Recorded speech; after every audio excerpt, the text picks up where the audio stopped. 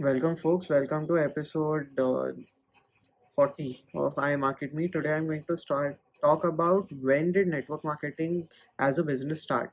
So, it started in 1945 when Karl Runbox was looking for people who will sell his product Nutrilite it's a supplement company which works on providing organic supplements, but it was not then when it turned around. It turned around when Carl decided to hire two consultants by the name of J.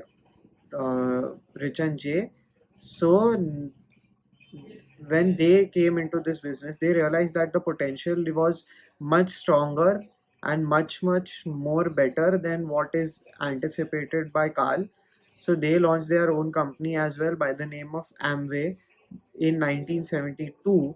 That's when actually this particular industry took a turn around the way it is shaped up right now. There definitely are few ugly facts and few ugly experiences of people who are dealing in this business or who have dealt in this business over the years.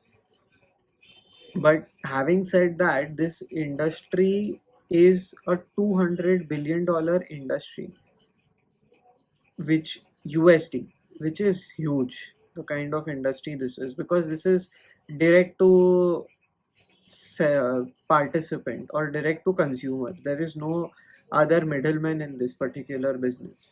And if you join this business, you earn profits out of it. If you want to know how you earn profits out of this business and generate a passive source of income, then you're most welcome to attend the next webinar, to which seats are very limited, and these webinars also don't happen very frequently. So you can definitely hit me up in my email, which is mentioned in the show notes below, and we can have a conversation around it, and we can then see how this particular business can be taken forward. So having said that, I will like to end today's episode. I believe that this information was very valuable to you, and you got to know network marketing a step better. And so I have got this information through an article.